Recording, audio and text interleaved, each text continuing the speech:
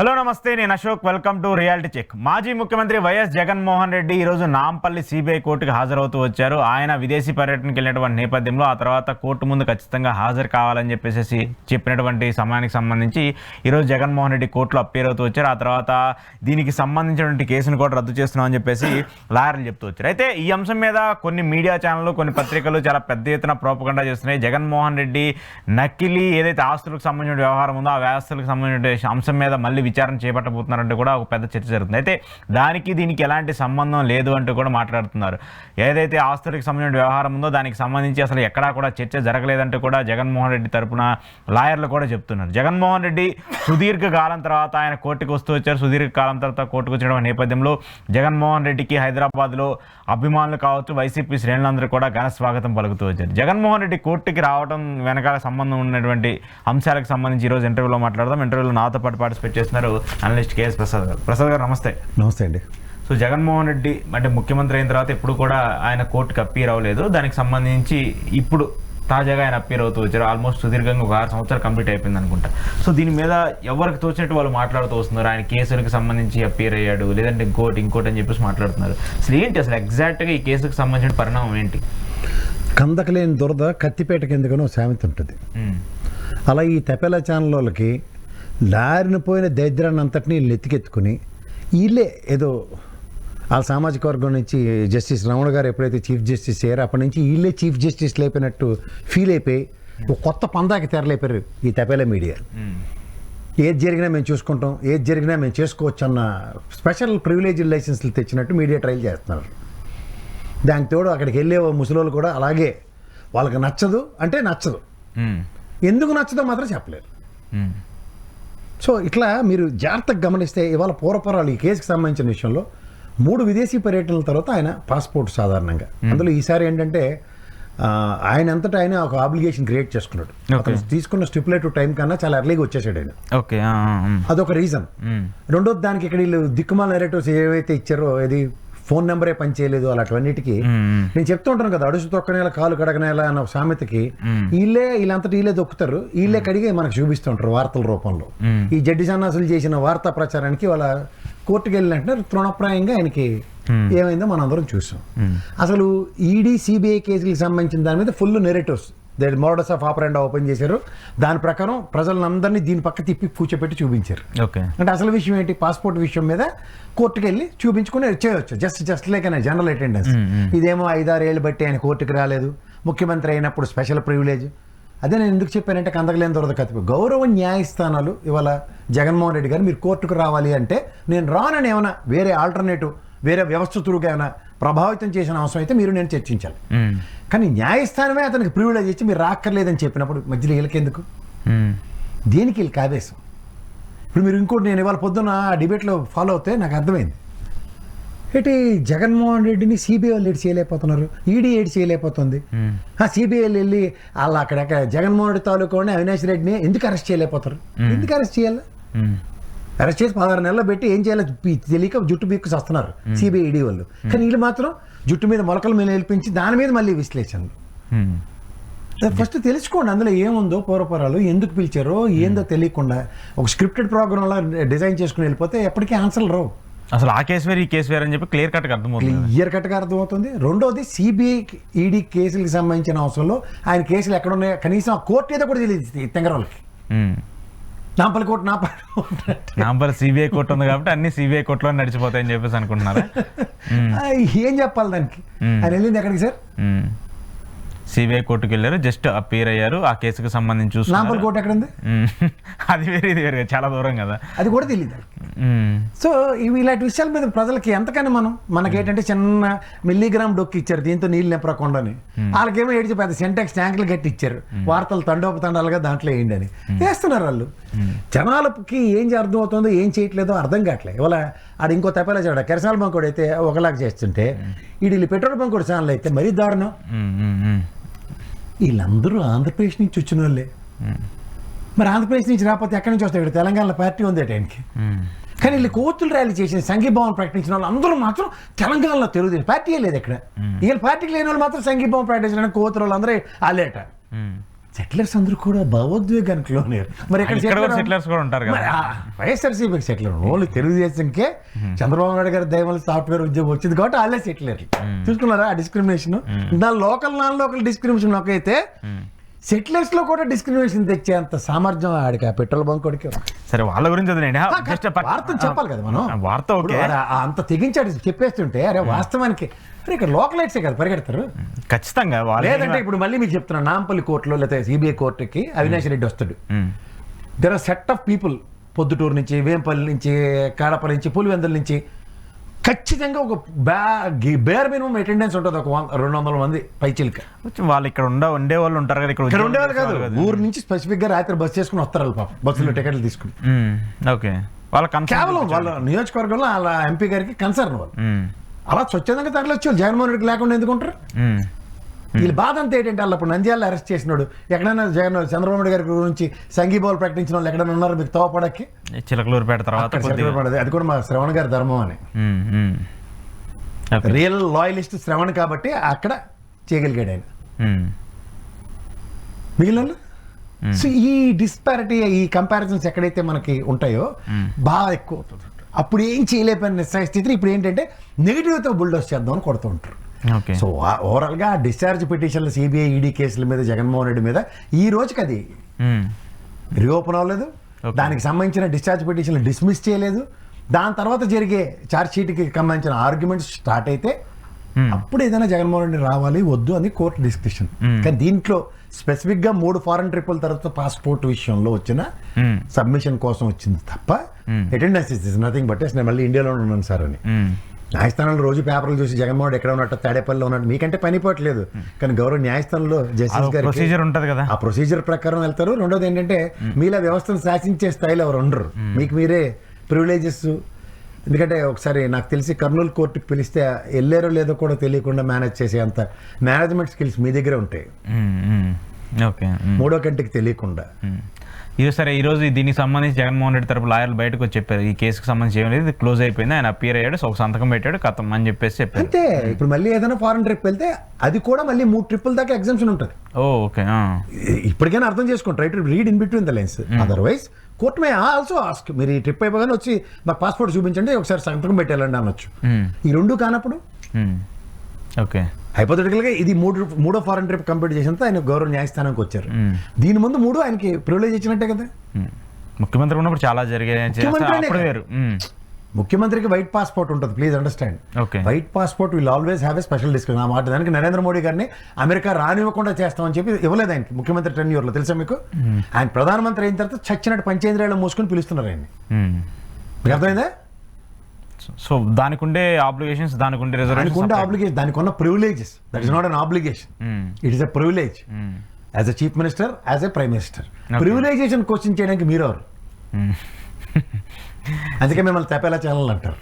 Okay, సరే. మరి ఇప్పుడు జగన్మోహన్ రెడ్డికి సంబంధించి ఈయన కేసుల మీద ఇంత ఇష్యూ జరుగుతున్నప్పుడు చంద్రబాబు నాయుడు గారి కేసులకు సంబంధించి ఈరోజు నేను ఒక పత్రికలో చూశాను, ఆ కేసులన్నింటినీ కూడా నిర్వీర్యం చేయడానికి కూడా ఒకటి జరుగుతుంది అనేటువంటి చర్చ జరుగుతుంది. ఎందుకంటే జగన్మోహన్ రెడ్డి అధికారంలోకి వచ్చినప్పుడు ఆయన మీద లిక్కర్ కేసు ఉంది, స్కిల్ డెవలప్మెంట్ కేసు ఉంది, ఫైబర్ నెట్ కేసు ఉంది, అలాగే Amaravati alignment ring road case ఉంది. మరి ఇన్ని కేసులు ఉన్నటువంటి చంద్రబాబు నాయుడు గారికి సంబంధించి ఆయన ఇష్యూకి సంబంధించి ఆయన ఎందుకు కన్సల్టేషన్ చేయలేకపోతున్నారు? ఆయన ఎందుకు కోర్టులకు అప్పీల్ ఇవ్వలేకపోతున్నారు? మరి ఆయన ముఖ్యమంత్రి స్థానంలో ఉండి వాటన్నిటినీ కూడా ఏమైనా మిస్యూజ్ చేస్తున్నారా?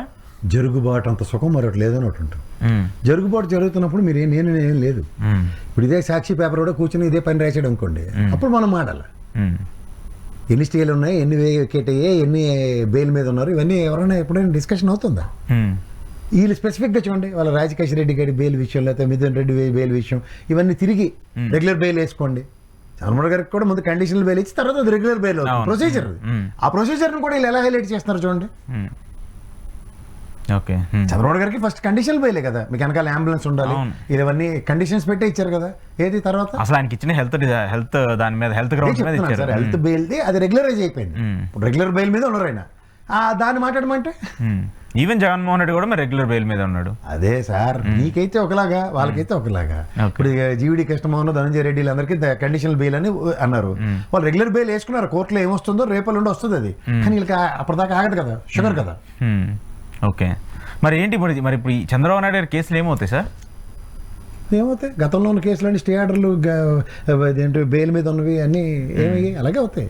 ఓకే, అలా వచ్చి ఎవడో ప్రవచనాలు చెప్తారు. సత్వరంగా న్యాయం చేయడానికి ఫాస్ట్ ట్రాక్ కోర్టులు 2 సంవత్సరాలు ఓపెన్ చేస్తాం, ఆర్థిక నేరాలని నిరోధిస్తాం. అలా కోట శ్రీనివాసరావులో ఖండిస్తాం బదులు యాక్సెప్ట్ చేస్తాం. మనందరం కళ్ళు ఎగరేసి చెప్పుకోవాలి అంతే. అయినప్పుడు చూద్దాం. సో ఈ కేసు వాళ్ళకి నచ్చపోతే మధు కూడా కానీ ఎలాగెత్తేసారు రాత్రి తెల్లారితే చీఫ్ మినిస్టర్ కానీ ఎత్తేసారు లోపలికి. అలాగే ఉంటాయి వ్యవస్థలన్నీ జరుగుబాటు అంటారు. జరుగుబాటు జరుగుతున్నంత కాలం మీరు నేను మాట్లాడడం అనవసరం. కానీ జగన్మోహన్ రెడ్డి కేసు మాత్రం నేను క్లియర్గా చెప్తున్నా, మీరు ఆయన జరుగుబాటు జరిపిస్తుందంటే మీ చేతకంతనం అని చెప్తాను. సిబిఐడి ముఖ్యంగా డిశ్చార్జ్ పిటిషన్లో ఈ కేసుకి నాకు సంబంధం లేదు, సంబంధం ఉందని ప్రూవ్ చేయాలి కదా. Ball is in there court. నేను షటిల్ కాక్ ఆడుతున్నాను కానీ కాక్ అలా వస్తే నేను తన్నకుండా ఉఫ్ అని ఊతూనే గాలిలోనే ఉంచుతానంటే నేనేటి చేస్తాను. అసలు నాకు సంబంధం లేదురా బాబు అని చెప్పేసి డైరెక్ట్ గా చెప్పాలి కదా. 16 నెలలు జైల్లో పెట్టారు, సంబంధం ఉందనే కదా. 16 నెలలు జైలు నుంచి వచ్చిన తర్వాత రోజు కోర్టులకు దింపారు, సంబంధం ఉందనే కదా. కానీ ఇప్పుడు నాకు సంబంధం లేదని ఆయన అడుగుతున్నప్పుడు సంబంధం ఉందని ఎందుకు చెప్పలేకపోతున్నారు? ప్రూవ్ చేయాలి కదా. అసలు ఇప్పుడు కనీసం వాటిని పట్టించుకోవట్లేదు కదా, దాని మీద మళ్ళీ విచారణ చేయించి అసలు దాన్ని తీసుకునే రీఓపెన్ అయ్యి దాని మీద ఆర్గ్యుమెంట్ స్టార్ట్ చేసి డిశ్చార్జ్ పిటిషన్ డిస్మిస్ చేస్తున్నాం, Jaganmohan Reddy you need to come and so and so date with regular procedure కి ట్రయల్ స్టార్ట్ అయింది అని చెప్పారు అనుకోండి. అప్పుడు ఎవరు రారు. అప్పుడు జగన్మోహన్ రెడ్డి రాడు, నాకు అల్లప్పుడు వైట్ పాస్పోర్ట్ ఉంది ఇలాంటి కథలు చెప్తే అప్పుడు మనం వేరేగా ఆర్గ్యూ చేస్తాం. ఓకే, అదేది లేకుండా ఆల్లే సూళ్ళే కొడుకుపారు సోమలింగం అంటే మనం చెప్పాలా? అది మీకే చెల్తుంది రే. సరే, ఓకే. ఇంకొకటి సార్, ఇప్పుడు ఈ ఆంధ్రప్రదేశ్ సంబంధించి నిన్న లిక్కర్ కేసుకు సంబంధించి ఒక పరిణామం చోటు చేసుకుంది. ఓఎస్డీ కృష్ణమోహన్ రెడ్డి, ధనంజయ రెడ్డి, గోవిందప్ప బాలాజీలకు సంబంధించి ఆ లిక్కర్ కేసులో వాళ్ళ బెయిల్ని ఏసీబీ కోర్టు ఇచ్చినటువంటి బెయిల్ని రద్దు చేస్తూ ఏపీ హైకోర్టు ఒక నిర్ణయం తీసుకుంది. అయితే వాళ్ళు మళ్ళీ దాన్ని సవాల్ చేస్తూ సుప్రీంకోర్టుకు వెళ్తారనేటువంటి ఒక చర్చ కూడా జరుగుతుంది. మళ్ళీ ఇదే కేసుకు సంబంధించి చెవిరెడ్డి భాస్కర్ రెడ్డి ఆస్తులు అటాచ్ చేసుకుంటూ వచ్చారు. సో ఏంటి ఇప్పుడు మొన్నటిదాకా అసలు ఏమి ఉండదో అయిపోయింది అనుకున్నటువంటి లిక్కర్ కేసుకు సంబంధించి మళ్ళీ తెలియనటువంటి ఒక న్యూస్ బయటకు రావడం, వైరల్ అవ్వటం ఏంటి? అధికారం మాది అన్నప్పుడు ఏదైనా చేయొచ్చు అన్నది ప్రూవ్ అవుతుంది. మరి ప్రభుత్వం ఆస్తులు ఏ ప్రాతిపదిక మీకు చెప్తుంది? లెక్కర్ కేసు ప్రూవ్ అయింది. చెవిరెడ్డి భాస్కర్ రెడ్డి దగ్గర 85 కోట్ల ఆస్తులు జప్తు చేస్తున్నాం ఎందుకంటే ఇది అని. నాకు తెలిసి డిజిటెక్ లో ఆస్తులు ఎలా సీజ్ చేశారు? ఈ ట్రాన్సాక్షన్ 334 కోట్లు ఎంత ఆంధ్రప్రదేశ్ ఎక్స్చెక్కర్ నుంచి వచ్చింది. ఈ డిజిటెక్ కూడా ఈ పనికిమాలిన పనులు చేశాడు, ఈ పనికిమాలిన అని చెప్పి సీజ్ చేశారు. అలా చెవిరెడ్డిని కూడా పట్టుకుని చెప్పండి. అది ఎవరు చేయాలా? IT department. అరే బాబు, నువ్వు వచ్చిన లాస్ట్ ఐటీ రిటర్న్ల ప్రకారం ఆంధ్రప్రదేశ్ ప్రభుత్వం నీ మీద మోపిన అభియోగానికి ఇంత తేడా ఉంది, ట్యాక్స్ పెనాల్టీ కడతావా? లేకపోతే ఎన్ఫోర్స్మెంట్ డైరెక్టరీ నువ్వు irregular cash transaction liquid cash form as per reserve bank norms ప్రకారం 2 లక్షల పైచీలకు నీ దగ్గర క్యాష్ దొరికింది, దీనికి నీ అకౌంటబిలిటీ ఏది చెప్పాడు అనుకోండి. ఓకే, ఇవేవీ లేకుండా నువ్వు ప్రభుత్వం అశోక్ నాకు నచ్చలేదు కాబట్టి అశోక్ ఆస్తి చేస్తాం, లేదా ప్రసాద్ గడ ఏది పడితే అది మారుతాడు కాబట్టి ఆడ ఆస్తి చేస్తాం అంటే ఓకే. అలాగే చెవిరెడ్డి భాస్కర్ రెడ్డిది కూడా. ఇప్పుడు చెవిరెడ్డి భాస్కర్ రెడ్డి ఆస్తి జప్తు చేశారు, నేను కాదంటలే. 85 కోట్ల వర్త్ లెక్కర్ స్కామ్, ఇది మేము ప్రూవ్ చేసింది as per court of law. ఎక్కడ అది చేసేయండి, వి యాక్సెప్ట్ ఇట్. అంతమించి ఏముండదు అసలు. ఇది ఏంటంటే అధికారం ఉంది కాబట్టి పెట్టాలనుకుంటే పెట్టొచ్చు, తీయాలనుకుంటే తీయొచ్చు అనే విధంగా మార్గదర్శకం ఇస్తున్నారు. రేపొద్దున అది ఖచ్చితంగా కదా సార్. ఇప్పుడు ఒక indication if it becomes a president what will the do? ఇప్పుడు నెక్స్ట్ గవర్నమెంట్ మారింది, కర్మగాలి అనుకుందాం. పోనీ మీరు అన్నట్టు 30 ఏళ్ళు ఉంటారు, 31వ సంవత్సరం గవర్నమెంట్ మారింది. 31వ సంవత్సరం రాగానే ఆ ప్రభుత్వం మీరు చేసిన పనికి ఈ రోజు నుంచి నా చేతిలో ఓడిపోయిన ప్రతి ఎమ్మెల్యే ఆస్తులు సీజ్ చేస్తున్నామని గవర్నమెంట్ ప్రభుత్వం నిర్ణయం తీసుకుందని కోర్టు నుంచి ఒక ఆర్డర్ తెచ్చారు అనుకోండి. ఏడు చేస్తారు వీళ్ళు? 5 ఏళ్ళు లాక్కోలేక పీక్కోలేక సావాలి. అంటే అవసరమా అంటాను. వ్యవస్థలు ఉన్నాయి కదా, ఏ వ్యవస్థ కాదు ఉంది, ఐటీ ఉంది, ఈడీకి కంప్లైంట్ చేయండి మీరు ఫస్ట్ పారల్గా. సార్ అన్యాక్రాంతమైన ఆస్తులు మేము ఐడెంటిఫై చేసాం పోలీస్ సిట్ ఇన్వెస్టిగేషన్లో, please take an action on this.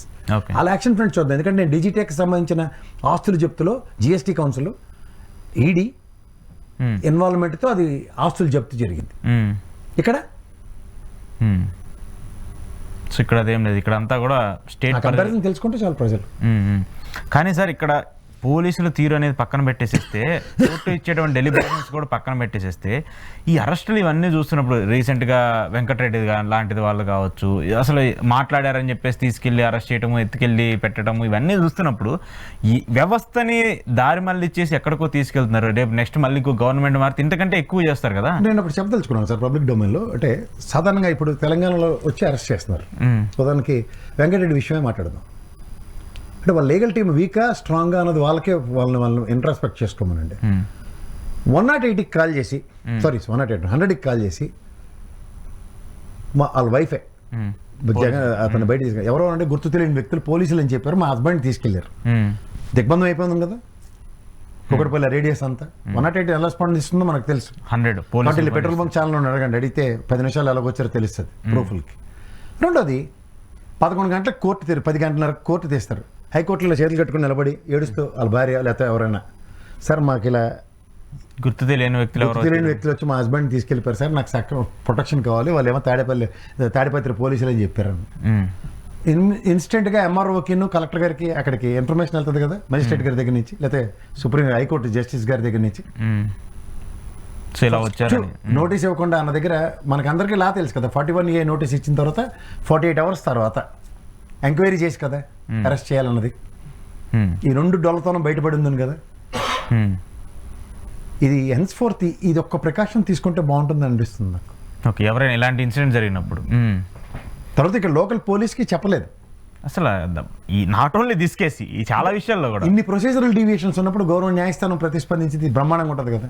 ఎందుకంటే నేను ఆఫ్టర్ వెంకటరెడ్డి అరెస్ట్ తీసుకెళ్లారు, ఇవన్నీ క్రానికల్ ఆర్డర్లో అన్ని గమనిస్తే సాయంత్రంకి ఆయనకి గౌరవ మేజిస్ట్రేట్ గారు ఇచ్చిన సమాధానం కూడా చాలా అధీనంగా ఉంది. 41A నోటీస్ ఇవన్నప్పుడు when it is not at all a state, అది వేరే స్టేట్ అన్నప్పుడు ఇంకా యాక్టివ్గా ఉండొచ్చు కదా. ఈ స్టేట్ పర్వ్యూలోనే they can take a call on that. ఇక్కడ తీసుకొని చేసినట్టయితే సరిపోయేది. బట్ ఇది కొన్ని మ్యూచువల్ గవర్నమెంట్స్, మ్యూచువల్ పోలీసుల అండర్స్టాండింగ్ తోనే జరుగుతుంది అనేది కూడా క్లియర్గా అర్థమవుతుంది కదా. That's okay sir, I'm talking about న్యాయ వ్యవస్థ. వీళ్ళు మ్యూచువల్ అండర్స్టాండింగ్ అవన్నీ నేను మాట్లాడు. పోలీసులు పాపం వాళ్ళకి లిమిటెడ్ వెర్షన్లోనే వాళ్ళు పనిచేస్తున్నారు, తప్పదు వాళ్ళకి పొలిటికల్ ఆబ్లిగేషన్స్. బట్ న్యాయస్థానం ఒక ఆబ్లిగేషన్ లేదు కదా. ఫస్ట్ టైం ఎంఆర్ఓ గారికి, నెంబర్ 2 కలెక్టర్ గారికి, నెంబర్ 3 ఎస్పీ గారికి, కన్సర్న్ సిఏకే కాల్ చేసే డిస్కషన్ గౌరవ మేజిస్ట్రేట్ గారికి ఉంటుంది. డైరెక్ట్ వాళ్ళు తీసుకోవచ్చు యాక్షన్, ఏది చెప్పాలని. అందులో హైకోర్టుకి అప్రోచ్ అయితే ఇంకా matter of fact. Okay, so ఇలాంటి యాక్షన్స్ తెలంగాణ జోన్ దాటక మునిపే కదా, ఎప్పుడు కర్నూలు దాకా వెళ్ళాలి 210 కిలోమీటర్లు, అలా 11 దాకా ఎక్కడ ఉన్నారన్నది ఒక సమాచారం ఉంది, ప్రాథమిక సమాచారం. సో దీనిలన్నిటితో తెలంగాణ బోర్డర్ అయితే దాటకుండా గౌరవ న్యాయస్థానం ప్రతిస్పందించింది కదా. Okay, this will be a case study. ఏదైనా ఇలాంటి జరిగితే మాత్రం ఖచ్చితంగా తీసుకోవచ్చు, చేయాలనుకుంటే. ఫ్యామిలీ కూడా ఇలా అలర్ట్ అయ్యి ఉండాలి. అంటే మేబీ వాళ్ళకి అంత అవగాహన లేకుండా ఉండొచ్చు. అంటే అరెస్ట్ చేయగానే వాళ్ళ టెన్షన్ లో, భయంలో ఉంటారు. మిగిలిన పార్టీ కూడా ప్రొయాక్టివ్గా ఉండాలి కదా. అందరూ సంఘీభావాల్ ఎగేసుకుని వెళ్ళి ప్రకటించారు కదా. సంఘీభావాలు ప్రకటించే బదులు ఇంత యాక్టివ్నెస్ ఎవరైనా చూపించుంటే ప్రొయాక్టివ్నెస్, ఆబ్వియస్లీ ఇంత సిచ్యువేషన్ రాకపోయింది కదా. సరే, వాళ్ళు ఇచ్చినా కూడా ఇక్కడ పోలీసులు కూడా సేమ్ అదే. నేను ప్రతిస్పందించలేకపోయాను, నాకు ఐడియా రాలేదు. మీరు కూడా, ఎందుకంటే మీకు కూడా ఎంతో కొంత సాన్నిహిత్య సంబంధాలు ఉన్నాయి కదా. ఉన్నాయి, కానీ నేను అంటే వేరే యాక్షన్ ఫ్రంట్ లో ఉన్నాను. కానీ నాకు ఈ బుర్ర నేను అప్పుడు వాడుంటే సో అప్పుడు అంత ఐడియా రాలేదు మీకు దీనికి సంబంధించి. అదే దానికి ఏదో ఉండొచ్చండి. ఇప్పుడు ఈ కేసులు ఇట్లా పెట్టి ఈ రేంజ్లో అరెస్టులు ఇవన్నీ జరుగుతున్నాయి కదా సార్. నెక్స్ట్ డీవియేషన్ ఎలా ఉంటుంది గవర్నమెంట్స్ మారినా? ఇప్పుడు ఇంతకంటే ఎక్కువ ఉంటుంది, ఇంతకు 100 రెట్లు. ఇప్పుడు గతంలో జగన్మోహన్ రెడ్డి ఇంత టైం ఉండదండి. Just span of 1 week 10 days లో సెటిల్మెంట్లు అయిపోతాయి. ఎక్కడికక్కడ సెక్కీస్ కూర్చోపెట్టేస్తారు. అది ఇలా ఇంత లెబోరియస్ ఎక్సర్సైజ్ ఉండదు. ఎందుకంటే ఒక గవర్నెన్స్ ఆఫ్ జగన్మోహన్ రెడ్డి చూసిన తర్వాత ఇలాంటి పనికిమాలిన విషయాల మీద ఎంతసేపు ఫోకస్ చేస్తారని నేనైతే అనుకోను. ఎందుకంటే నేను మోస్ట్ ఆఫ్ ద టైం నేను టీవీ డిబేట్స్లో ఉంటాను, మీకు తెలుసు కదా. ఆ రోజుల్లోనే ఆయన గవర్నమెంట్ ఉన్నప్పుడే సైకో, రాక్షసుడు అనేది పడితే అది మాట్లాడిన దగ్గర పార్టీ నుంచి కూడా ఏం చలనం లేదు. అప్పుడు వాళ్ళు ఇంత పెద్ద పట్టించుకోలే. ఇప్పుడు నన్ను అల్లప్పుడు సైకో అంటావా, ఎల్లప్పుడు ఇది అంటావా అని ప్రొయాక్టివ్ మోడ్లో జగన్మోహన్ రెడ్డి రియాక్ట్ అవుతాడు. నేను చచ్చినా అనుకోను. సో దాని బదులు ఏంటంటే stipulate time 10 days 15 days target పెట్టుకుని కుమ్మేసి చేతికి ఇచ్చేస్తారు ఎక్కడికక్కడ. అసలు అది కరెక్ట్ కాదు కదా. కరెక్ట్ రైట్ ఎవరికైనా ఇప్పుడు ప్రజాస్వామ్యబద్ధంగా కరెక్ట్ కాదు. ఇక వీళ్ళు చేసే తీరులకి, చర్యలకి ప్రతి చర్యలనే నాకు తెలిసి గన్నవరం తెలుగుదేశం ఆఫీస్ మీద అటాక్ అయింది. Next party head quarters Tadepalli దగ్గర గుంటూరులో అటాక్ అయింది. దానికి గవర్నమెంట్ వచ్చిన తర్వాత వెంజెన్సీ స్టార్ట్ అయింది కదా. అలాగే హిందూపురంలో జరిగింది అటాక్. పార్టీ కార్యాలయాలు చాలా దగ్గర డిస్టర్బ్ అయ్యాయి. అలాగే ఇంక్లూడింగ్ సాక్షి ఆఫీసులు కూడా డిస్టర్బ్ అయ్యాయి. చతుర్మూరు ఘటనలోనే ఎలక్షన్ కమిషన్, వాతావరణ శాఖ లాంటి న్యూస్లు చెప్తే అలా ది కెనాట్ బి కదా. ఓకే, సో ఇప్పుడు గతంలో గవర్నమెంట్ అన్నది ఎలా ఉంటుందంటే, ఆ రోజు గన్నవరం ఇన్సిడెంట్ అండ్ ఆయన తెలుగుదేశం హెడ్ క్వార్టర్స్ మీద అటాక్ అయినప్పుడు కూడా పోలీస్ చర్య ఉంది. దొరికిన వాళ్ళని అరెస్ట్ చేశారు, అవునా కదా. అరెస్ట్ చేశారు, అసలు ఏమీ లేదన్నట్టుగా, అసలు అప్పుడు ఏమీ చర్యలే తీసుకోలేదు. కానీ మేము వచ్చిన తర్వాత చర్యలు తీసుకోవచ్చు అన్న బిల్డప్ అయితే గవర్నమెంట్ ఇస్తుంది. This is nothing but vengeance. Maybe it happen in next government also అని నేను అనలేను. కానీ ఒక స్టిపులేట్ టైం ఉంటుంది, ఆ టైం మాత్రం ఆవిడ చేతిలో లేదు. చర్యలకి అప్పుడు చర్యలకి ఇప్పుడు ప్రతి చర్యలు వస్తున్నాయి, మరి ఇప్పుడు చేసే చర్యలకి నెక్స్ట్ కూడా ప్రతి ప్రతి చర్యలు చర్య లేకుండా ఎప్పుడు చర్య ఉండదు. చర్య జరిగిన దానికి ప్రతి చర్య అనేది యాంటిసిపల్. ఇప్పుడు దానికి ఫ్యాక్షన్ అంటారు, ఆడ అదును చూసే వేసేస్తాడు. కానీ రోజు నిన్న కొట్టొకటి ఇవాళ వేస్తామని తగు అయితే అక్కడే సెటిల్ అవుద్ది. నేను ఏదో ఆవేశంలో కొట్టాను రా సారీ అని ఈడి చెప్పొచ్చు, లేదంటే పొరపాటు జరిగిందని కుటుంబం అంతా క్షమాపణ చెప్పొచ్చు, లేకపోతే నీదే తప్పని పెద్ద మనుషులని చెప్పొచ్చు. కానీ ఆ టైం ఉండదు కదా. కానీ ఇది ఇలాంటి రాజకీయం, ఇలాంటి ప్రజాస్వామ్యం అయితే ఖచ్చితంగా మంచిది కాదు. Absolutely wrong. అండ్ నేను ఇంకోటి కూడా గమనిస్తున్నా సార్, వాళ్ళు ఇప్పుడు ఉదాహరణకి నేను ఒక విశ్లేషకుడిని, లేదంటే మీరు ఒక అధికార ప్రతినిధి, లేకపోతే ఇంకో పార్టీకి వ్యక్తిగతంగా ఎందుకు తీసుకుంటారో నాకు అర్థం కావట్లే. పర్సనలైజ్ అయిపోతున్నారు వాళ్ళంతా. ఈ ముఖ్యంగా ఈ తెలుగుదేశం నేను చూస్తున్నాను కదా, చాలా పర్సనలైజ్డ్గా వెళ్తున్నారు. ఇది ఎంతవరకు లీడ్ అవుతుంది అన్నది వాళ్ళే తెలుసుకోవాలి. అది నెక్స్ట్ లెవెల్కి వెళ్ళే కుర్రాడు ఏది పడితే అది మాట్లాడాడు. ఎక్కడున్నాడు ఇప్పుడు సోషల్ మీడియాలో చెప్పండి. అంటే ఓన్ చేసుకున్న డిజైన్ ఎలా చేసుకున్నారో చూసుకోమనండి ఒక్కొక్కరిని. సో ఏదైనా సరే సబ్జెక్ట్ వరకు ఉంటే అంతే కదా. ఇప్పుడు వ్యక్తిగతంగా ఆడవాళ్ళు మాట్లాడి ఇంట్లో కుటుంబంలో అందరినీ మాట్లాడి ఏడు సాధిస్తుంది దానివల్ల. సో ఖచ్చితంగా అదైతే మంచి పద్ధతి కాదు, మరి చూడాలి. సో ఈ కేసుకి సంబంధించి ఏముండదు, జస్ట్ న్యాచురల్ అపియర్ అనే మీరు చెప్తారు, అంతకన్నా ఇంకేముండదు. ఓకే. ఇప్పుడు ఎంత అడవుడు చేసి తీసుకెళ్ళి రాపడు దానికి మన కర్నూలు నోటీస్ ఇస్తే వెంకటరెడ్డి వెళ్ళాడు కదా, అలాగే వెళ్ళింది ఇంకోసారి. ఓకే, ఎవరికో మనోబోలు గాయమైపోయి కదా దిక్కుమాల కేసులని. నేను అసలు వేరే థర్డ్ పార్టీకి మనోబోలు గాయాలు అయితే కేసే తీసుకోకూడదు అనేది సుప్రీంకోర్టు గైడ్ లైన్స్ ఉంది. అయినా సరే తీసుకుంటుంటే ఏడు చేయగలం సార్. తీసుకొని ఆ తర్వాత ఏం జరుగుతుంది అనేది కూడా మనకు అర్థమవుతుంది. చూద్దాం సార్ దానికి సంబంధించి ఏం జరుగుతుంది. థ్యాంక్ యూ ప్రసాద్ గారు, థ్యాంక్ యూ వెరీ మచ్. ఇది కేఎస్ ప్రసాద్ గారితో ఈరోజు స్పెషల్ రియాలిటీ చెక్. చూస్తూనే ఉండండి ఈహా టీవీ.